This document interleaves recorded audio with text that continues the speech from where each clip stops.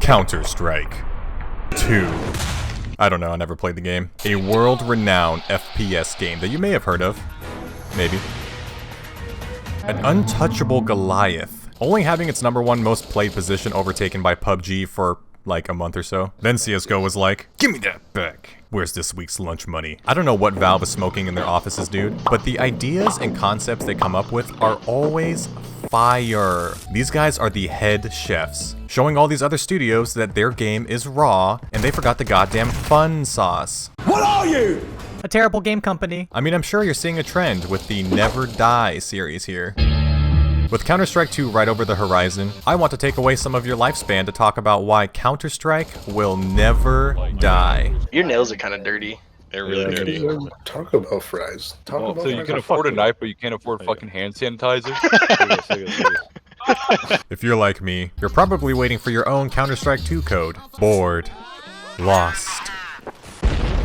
Unfortunately, I still don't have access to CS2, but I think everything I say in this video still applies, since, well, it's essentially the same game. They're the same picture. That's not a bad thing, though. If I could describe the reasoning for Counter-Strike's success in one sentence, it would be, if it ain't broke, don't fix it. Gandhi, 1940. Oh, that was close. That was also really close. In a day and age where games release sequel after sequel, change after change, Counter-Strike is the motherfucking anime protagonist, wearing the exact same outfit every single day and still stealing your girl. With most of Valve's games, they find their golden secret formula, and then they keep producing more of it. Sir, can you please work the register? I'm trying to order something here. Wait in line. Other games can try copying that same formula, but it will always be missing that X factor, no matter how hard they try to replicate it.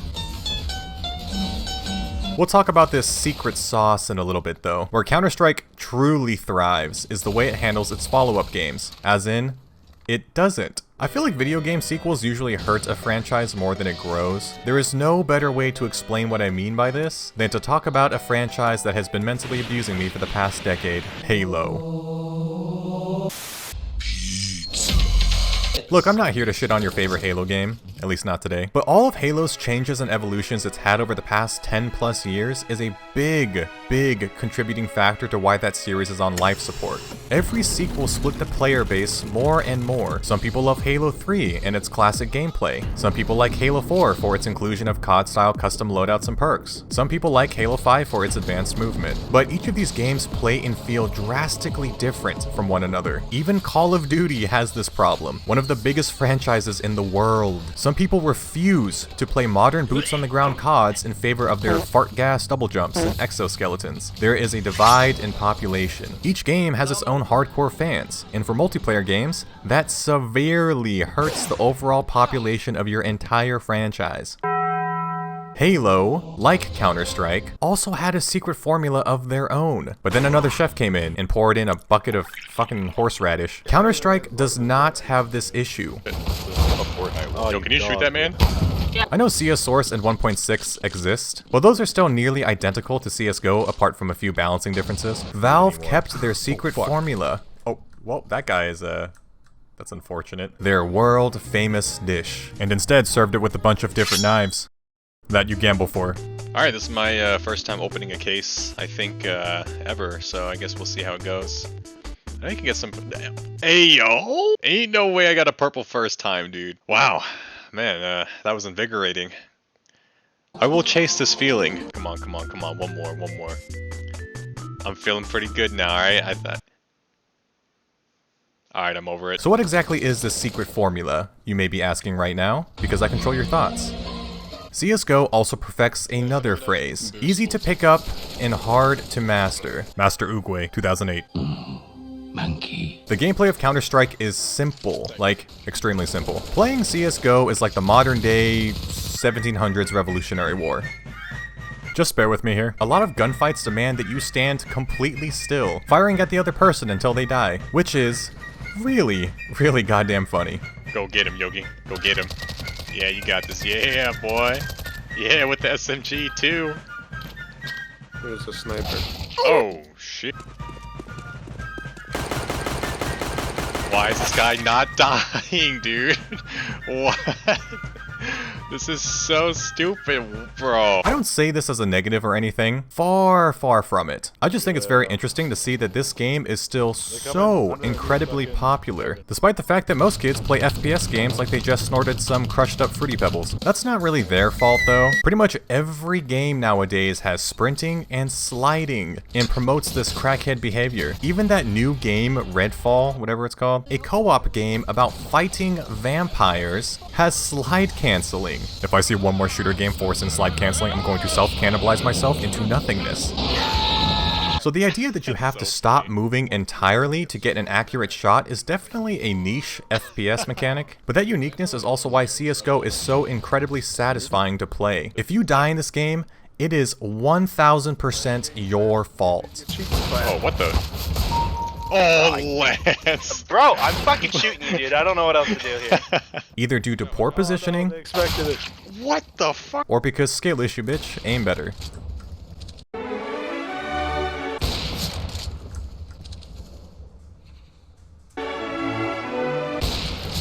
Alright, my guy. You think you're funny, huh? Peek one more time. I dare you.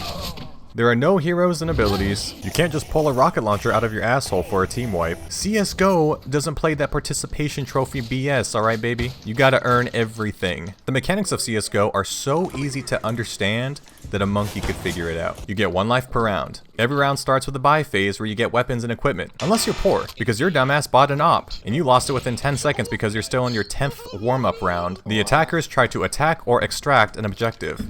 Yeah, you played that bomb, boy. And the defenders defend. What are you looking at, huh? Joe? Yeah, sit that big ass on site. Your big penis won't help you out here. Big Joe. And that's it. I mean, there are a few other modes, like your standard deathmatch and hostage extraction, but defuse is the real meat and potatoes. Nice. Go, baby. It's about pride. Oh, they also have their own Battle Royale mode, and, well, no one plays it.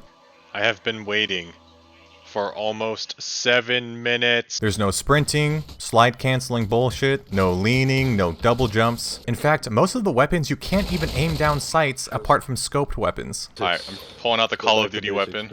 I had for 85. Fuck. Oh wow, yeah, that's much easier. I also need to mention the clear lack of hit markers here. Quick mini rant, but I fucking hate hit markers. Don't get me wrong, I think some games that have them are fine, and they can be a good accessibility option. But thank God Valve doesn't do this. There's something so oddly satisfying about getting a one-tap, and not having a bunch of random shit pop up on your screen to distract you from the moment. This is all just cheap dopamine psychology. I don't need to see plus 100 to know that I just domed some guy, because I saw homeboy do a backflip. Just gave that dude plastic surgery. It also makes the overall audio of the game extremely crisp. That is, unless you're getting callouts from your Chad teammates. You know what, screw B, I don't want to go B. Rush mid, everyone rush mid, everyone rush mid. Bro, your mic is so loud. What the fuck? Yo, sorry, Green was making me deaf, so I had to turn him down. No, it's not my I'm so sorry, fellas. The guns feel so punchy. Get fucked. Because when you shoot, you hear the gun, not these wet farts telling you that your bullets are hitting the guy. Valve is doubling down on this philosophy too, by improving the in-game visual indicators on when you're turning that terrorist into Swiss cheese. All of CSGO's design philosophies support the idea that this game is as crystal clear as it gets. Not for everyone though. Bro, what on earth is this guy shooting at? Bro, this Sake guy's like fucking tripping. He's so paranoid looking, look at him. Yeah, Sake is like actually schizophrenic.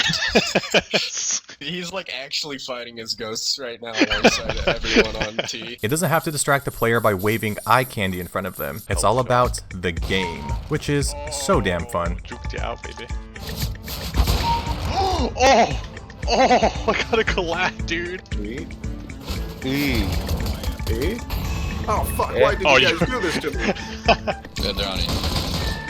Let's get up, fellas. Come on, rattle them. I see one over there. Ah! Hey, I'm trying to walk here. Trying to walk here. That's right, bitch. Oh, so you better move, dog. You better not do it. Said I'm trying to walk here. Oh, and I can't forget the gem of a community, which is honestly pretty half and half. You guys are really cool people, you know that? Thank you. I really appreciate it. I really do. You too, man. You have a really good armor. I'm feeling so much love right now. I'm glad I woke up this morning. This is very nice. I'm glad you woke up this morning too. Later. You guys are awesome people. Your mom's a baby. I'll like eat you. I'll come to your house and like eat you. I'm gonna fucking kill you, bitch.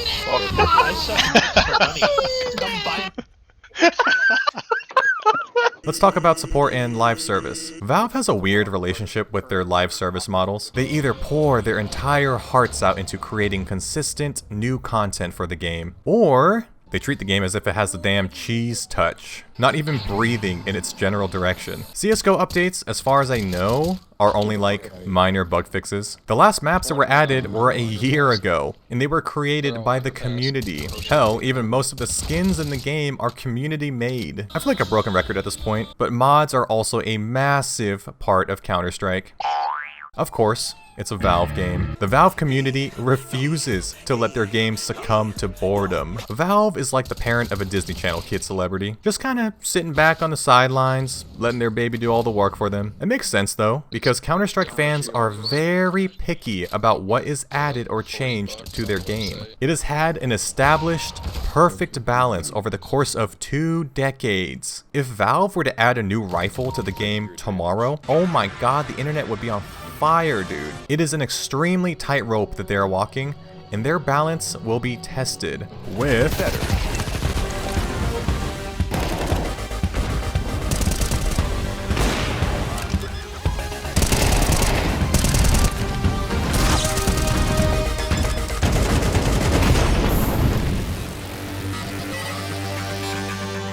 Counter-Strike 2 just shows that Valve is fully aware that the only thing that can kill Counter-Strike is Counter-Strike. With CSGO being permanently replaced in the near future, I am genuinely curious if Valve can hold on to this success. Their biggest change in the last 20 years are the way smoke grenades work, being able to carve out holes or push it away with grenades. Now, while this is really fucking cool, and I haven't seen this level of smoke physics, well, ever, I want to emphasize that this simple change alone could actually hurt Counter-Strike. There is a very big possibility of a large portion of the community hating this change. Again, they've been playing CSGO for the past 10 years. They know this game like the back of their Dorito-dusted, crusted hands. On the flip side, there will also be a large portion of the community loving this change, finally having new Counter-Strike content to sink their teeth into, and learning how to maximize its potential to the absolute fullest. It will be interesting to see if Valve has the balls to make any other changes to this classic game, and only time will tell if this new Counter-Strike will be controversial or universally loved. Either way, this franchise is not losing this #1 spot anytime soon. Unless Valve finally releases the TF2 sex update. The sex update.